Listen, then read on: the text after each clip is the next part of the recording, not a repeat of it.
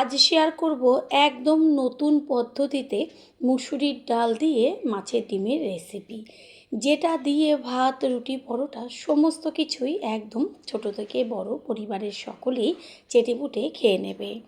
নমস্কার বন্ধুরা, শ্বশুরবৌমা রান্নাঘর অ্যান্ড ব্লগ চ্যানেলে সকলকে স্বাগত।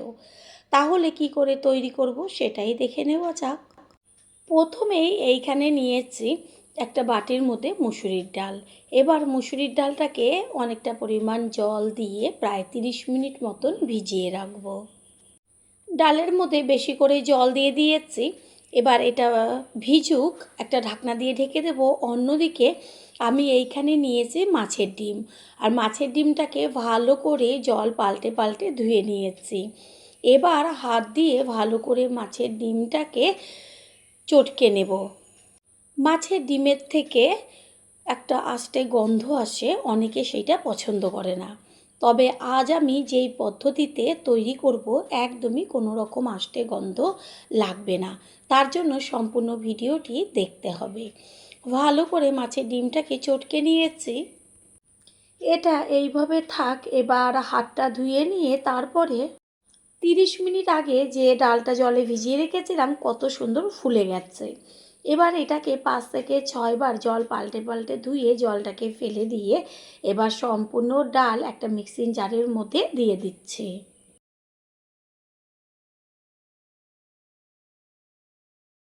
ডালের মধ্যে দেব বেশ কয়েক কোয়া গোটা রসুন, তার খোসাটা ছাড়িয়ে, কাঁচা লঙ্কা আর আদা। এবার এটাকে জল ছাড়া পেস্ট করে নেব। পেস্ট করে নিয়েছি সম্পূর্ণটা। তারপর মিক্সিং জারের থেকে ডালের পেস্টটাকে তুলে মাছের ডিমের মধ্যে সম্পূর্ণটা দিয়ে দেব। দেব স্বাদের জন্য পরিমাণ মতন লবণ, কালারের জন্য হলুদ গুঁড়ো। এবার মাছের ডিমের সাথে মুসুরি ডালের পেস্ট, লবণ, হলুদ ভালো করে মেখে নেব।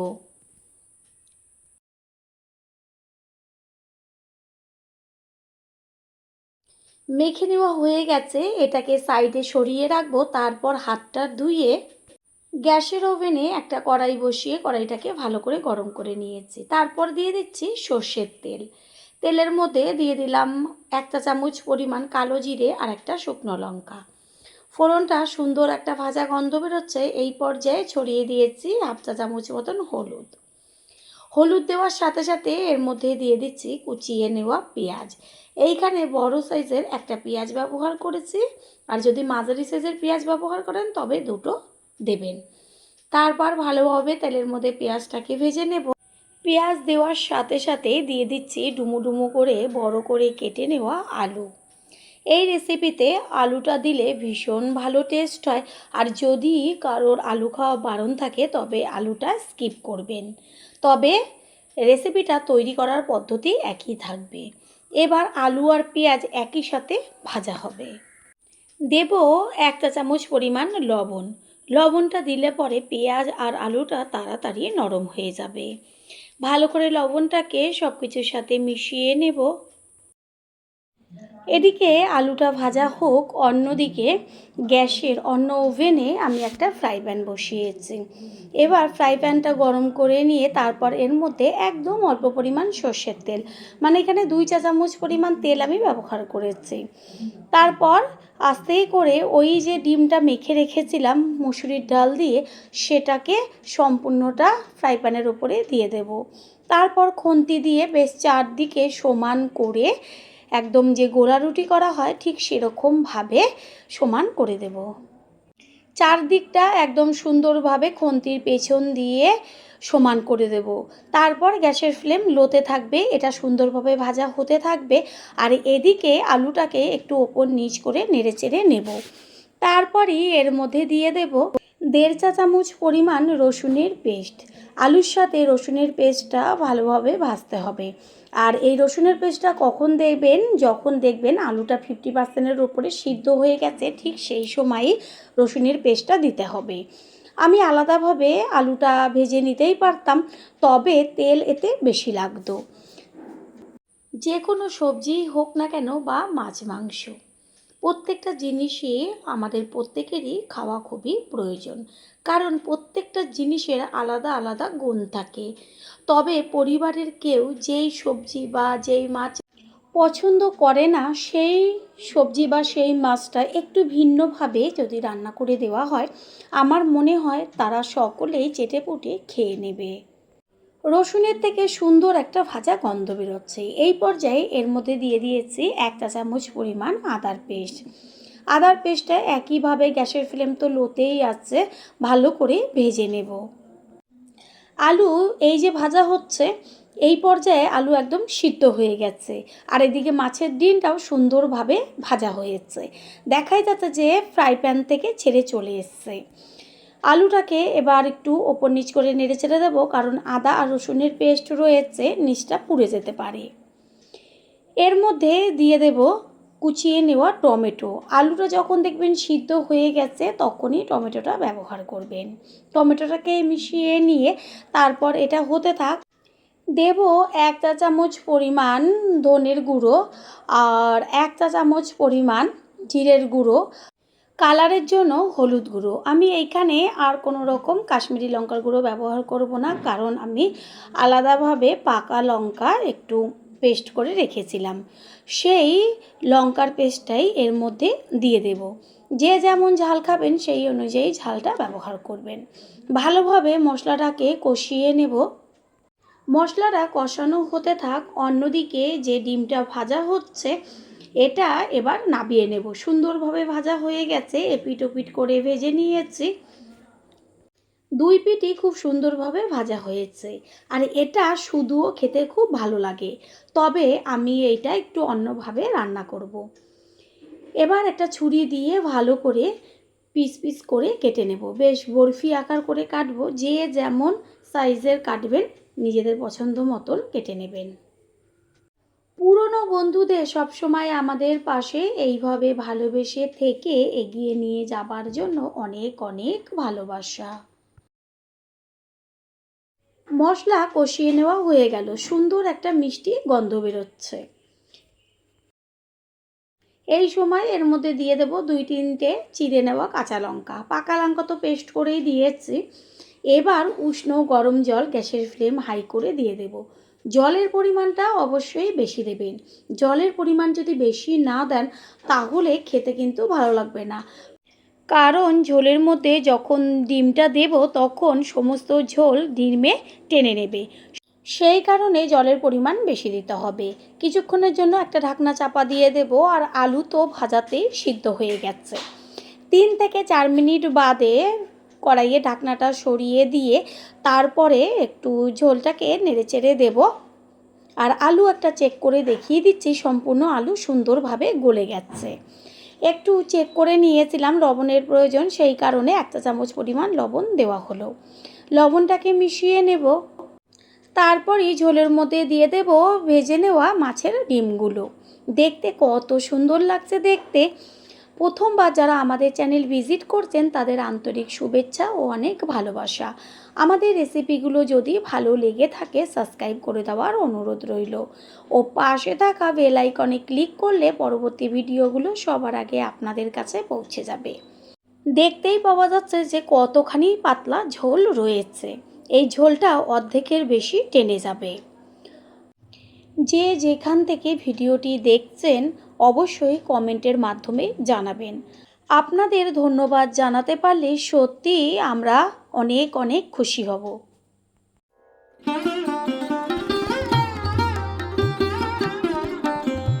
4-5 মিনিট বাদে ফিরে এসে কড়াইয়ের ঢাকনাটা সরিয়ে দিয়ে সম্পূর্ণ লুকটা দেখিয়ে দিচ্ছি।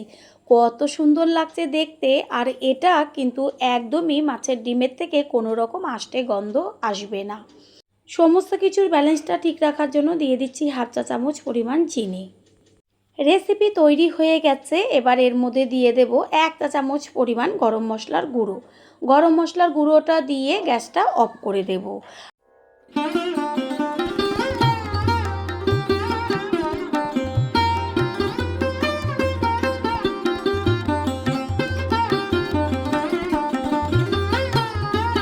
গ্যাস অফ করে দিয়েছি আর সবশেষে দিয়ে দিচ্ছি 1 চা চামচ পরিমাণ গাওয়া ঘি। ঘিটা দেওয়ার সাথে সাথে ঘিটাকে মিশিয়ে নিয়ে একটা ঢাকনা চাপা দিয়ে দেব। 5 মিনিট বাদে ফিরে এসে কড়াইয়ে ঢাকনাটা সরিয়ে দিচ্ছি। কত পাতলা ঝোল ছিল আর একটু ঠান্ডা হওয়ার পরে কত ঝোল টেনে গেছে সেটা তো দেখতেই পাচ্ছেন। এবার একটা পাত্রে তুলে নেব। তৈরি হয়ে গেল আজকের রেসিপি। আশা করি রেসিপিটি ভালো লাগলো, আর যদি ভালো লেগে থাকে একটা লাইক, কমেন্ট, পারলে একটা শেয়ার করে অবশ্যই জানাবেন। আপনাদের দেওয়া একটা লাইক ও লাইকের পাশে থাকা হাইপ আর একটা শেয়ার আমাদের কাছে অনেক অনেক গুরুত্বপূর্ণ। All friend, thanks for watching my video. আপনারা সকলে ভালো থাকবেন, সুস্থ থাকবেন। আবারও দেখা হবে অন্য কোনো রেসিপির এপিসোডে। আজ শেয়ার করব সজনে পাতার রেসিপি। সাদা তিল আর সজনে পাতা দিয়ে এমন একটা রেসিপি তৈরি করব যেটা নাকি পরিবারের সকলেই চেটেপুটে খেয়ে নেবে, এটা আমি গ্যারান্টি দিয়ে বলতে পারি। সজনে পাতা আমাদের শরীরের পক্ষে কতখানি উপকারী সেটা সকলেই কম বেশি জেনে থাকেন।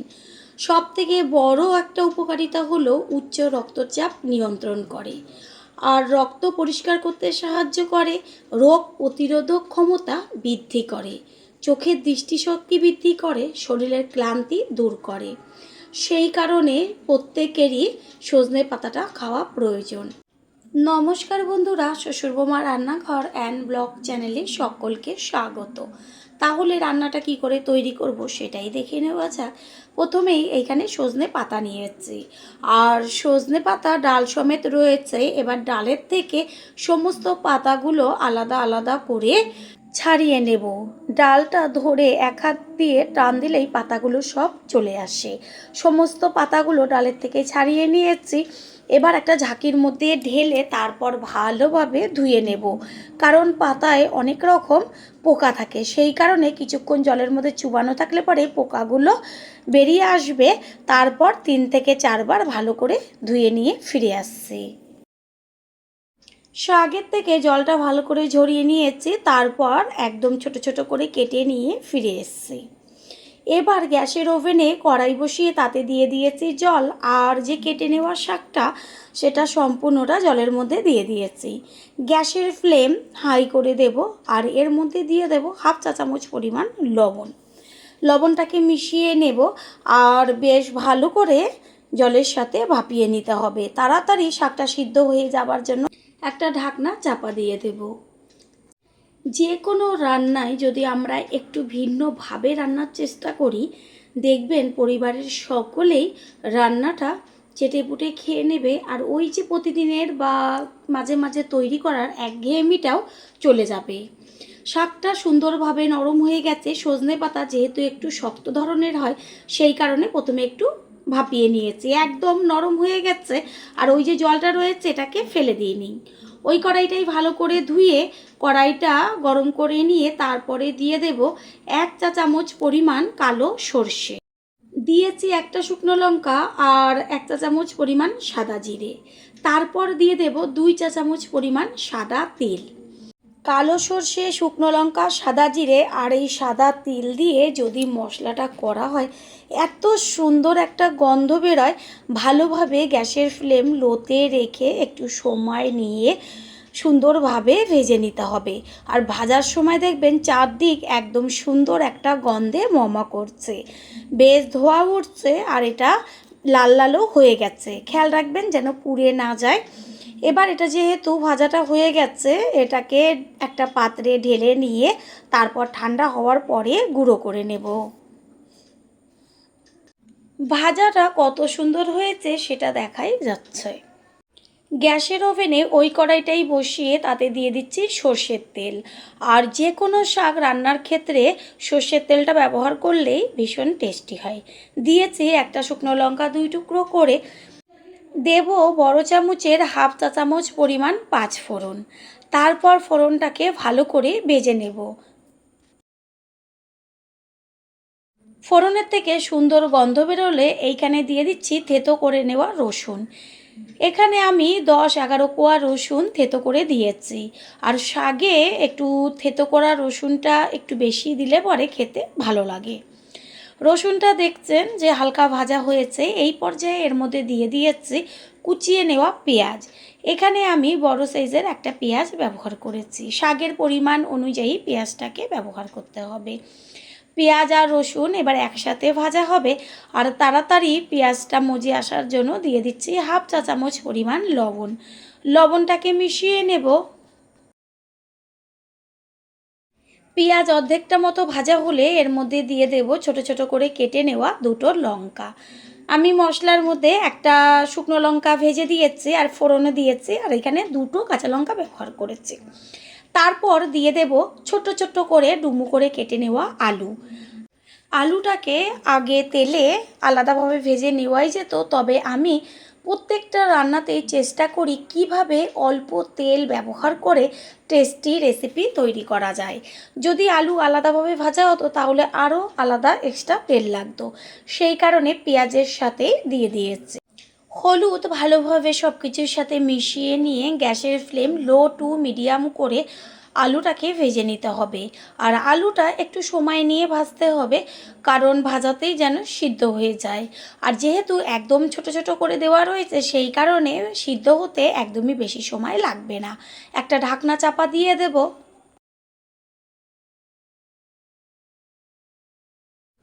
একটু বাদে ফিরে এসে কড়াইয়ে ঢাকনাটাকে সরিয়ে দিয়ে আলুগুলোকে ওপর নিচ করে নেড়েচেড়ে দেব। দেখাই যাচ্ছে যে পেঁয়াজও খুব সুন্দরভাবে ভাজাটা হয়েছে আর আলুগুলোও নরম হয়ে গেছে। একটা চেক করে দেখিয়ে দিচ্ছি, ওই দেখা যাচ্ছে যে আলু কত সুন্দর সিদ্ধ হয়ে গেছে। পুরনো বন্ধুদের সবসময় আমাদের পাশে এইভাবে ভালোবেসে থেকে এগিয়ে নিয়ে যাবার জন্য অনেক অনেক ভালোবাসা। আলু যেহেতু সিদ্ধ হয়ে গেছে, এই পর্যায়ে এর মধ্যে দিয়ে দিয়েছি ওই যে সিদ্ধ করে রেখেছিলাম সজনে শাক, সেই শাক জল সমেত, কারণ জলের মধ্যে অনেকটাই পুষ্টিগুণ রয়ে গেছে। ভালো করে এবার নেড়েচেড়ে মিশিয়ে নেব, আর কোনো রকম জল দেব না, কারণ সব কিছু সিদ্ধই আছে। আপনারা চাইলে এখানে ছোট ছোট করে আলুর সাথে বেগুনও কেটে দিতে পারেন। আবারও একটু ঢাকনা চাপা দিয়ে দেব সম্পূর্ণটা এবার ভালোভাবে হবার জন্য। প্রথমবার যারা আমাদের চ্যানেল ভিজিট করছেন তাদের আন্তরিক শুভেচ্ছা ও অনেক ভালোবাসা। আমাদের রেসিপিগুলো যদি ভালো লেগে থাকে সাবস্ক্রাইব করে দেওয়ার অনুরোধ রইল, ও পাশে থাকা বেল আইকনে ক্লিক করলে পরবর্তী ভিডিওগুলো সবার আগে আপনাদের কাছে পৌঁছে যাবে। একটু বাদে কড়াইয়ে ঢাকনাটা সরিয়ে দিয়েছি, তারপরে খুন্তি দিয়ে একটু আলু আর শাক একসাথে বেশ ভেঙে চুড়ে দেব, যেন মাখা মাখা হয়ে যায়। দেখাই যাচ্ছে যে আলুগুলো একদম নরম হয়ে গেছে, আর শাক তো আগে নরম ছিল।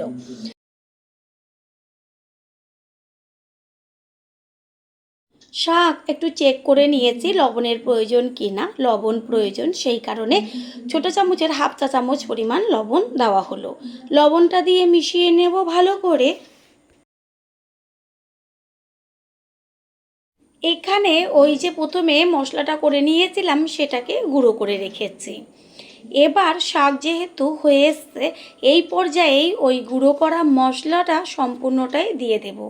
শাকের পরিমাণ অনুযায়ী মশলাটা কম বেশি ব্যবহার করবেন। আর এই মশলাটা দেওয়ার সাথে সাথে শাকের থেকে এত সুন্দর একটা গন্ধ বেরোবে, যেটা মানে গন্ধটা যারই নাকে যাবে তারই কিন্তু খিদে পেয়ে যাবে। শাকের সাথে ভালোভাবে মশলাটাকে মিশিয়ে নিয়ে একটা ঢাকনা চাপা দিয়ে দেব 3 থেকে 4 মিনিট মতন। 3-4 মিনিট বাদে ফিরে এসে কড়াইয়ে ঢাকনাটাকে সরিয়ে দিয়ে খুন্তি দিয়ে একটু ভালোভাবে সমস্তটা একবার নেড়েচেড়ে নিয়ে তারপরে গ্যাস অফ করে দেব। শাক একদম তৈরি হয়ে গেছে, কত সুন্দর একটা মাখা মাখা ভাব চলে এসছে। গ্যাস অফ করে দেব। তৈরি হয়ে গেল আজকের পুষ্টিগুণের সম্পূর্ণ সজনে পাতার রেসিপি। এবার একটা প্লেটে তুলে নেব। আশা করি রেসিপিটি ভালো লাগলো, আর যদি ভালো লেগে থাকে একটা লাইক, কমেন্ট, পারলে একটা শেয়ার করে অবশ্যই জানাবেন। আপনাদের দেওয়া একটা লাইক ও লাইকের পাশে থাকা হাইপ আর একটা শেয়ার আমাদের কাছে অনেক অনেক গুরুত্বপূর্ণ। All friend, thanks for watching my video. আপনারা সকলে ভালো থাকবেন, সুস্থ থাকবেন। আবারও দেখা হবে অন্য কোনো রেসিপির এপিসোডে।